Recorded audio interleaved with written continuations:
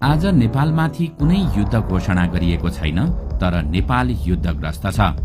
राजधानीमा tank देखिँदैन, आकाशमा लडाकु विमान घुमिरहेका छैनन्, तर राष्ट्रको सबैभन्दा संवेदनशील भाग नागरिकको मस्तिष्क दिनदिनै कब्जा हुँदैछ। यो कब्जा बन्दुकले होइन, स्क्रिनले गरिएको हो, जहाँ गोली होइन एल्गोरिदमहरू चलिरहेका छन्। यहाँ विचारहरू छनौट गरिँदैछ, तथ्यहरू ओझेल पारिएका छन् र झुटलाई सत्यको भेषमा अगाडि सारिँदैछ। यो युद्ध यति खतरनाक छ कि भविष्यमा हामीले पराजित भएको समेत थाहा पाउने छैनौं। आज नेपाल बाहिरबाट हेर्दा स्वतन्त्र देखिएला, तर हामी भित्रभित्रै कब्जा भइसकेका छौं। दर्शक वृन्द, आउनुहोस् आजको यस श्रृङ्खलामा हामी एल्गोरिदमको डिजिटल युद्धमा कसरी नेपाल कब्जा हुँदैछ, आज हामी यसैको बारेमा विशेष चर्चा गर्नेछौं।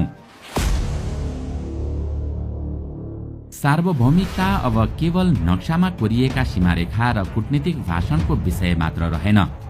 21औं शताब्दीको संसारमा अब शक्ति सिमानामा राखिएका हतियार वा ब्यारेकमा बस्ने सेनामा मात्र सीमित छैन। आजको युगमा वास्तविक शक्ति त्यो व्यक्तिको हातमा हुन्छ जसले विश्वको अथाह डाटामा पहुँच प्राप्त गर्छ। डाटा भनेको केवल सूचना मात्र होइन, यो त तपाईको रुचि, गोप्य कुरा र कमजोरीहरूको संगालो हो, जसलाई संकलन गरेर विदेशी शक्तिहरूले तपाईलाई गुलाम बनाउन सक्छन्। आजको युगमा वास्तविक शक्ति ती शक्तिहरूको हातमा हुन्छ जसले विश्वको अथाह डाटामाथि पहुँच र नियन्त्रण राख्छन्।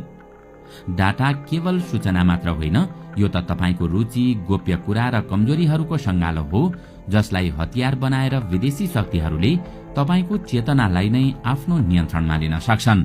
एल्गोरिदमको रणनीतिमा कमजोर राष्ट्र।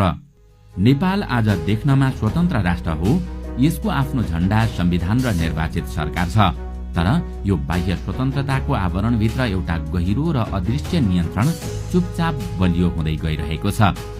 त्यो नियन्त्रण बन्दुक वा ट्याङ्कहरूबाट होइन, बरु सिलिकन भ्यालीका नियन्त्रित एल्गोरिदमबाट भइरहेका छन्।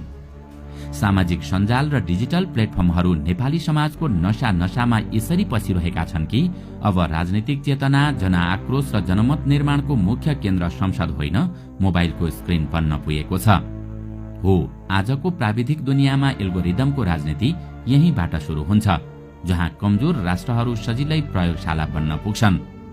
नेपाल जस्तो नीति निर्माणमा ढिलासुस्ती गर्ने, डिजिटल सुरक्षालाई गम्भीरतापूर्वक नलिने देशका लागि पछिल्लो समय यो अवस्था दिन प्रतिदिन खतरनाक बन्दै गइरहेको छ। नेपालको समसामयिक राजनीतिमा देखिने तीव्र ध्रुवीकरण, क्षणिक नायक खलनायक निर्माण र भिडको अस्थिर व्यवहार आकस्मिक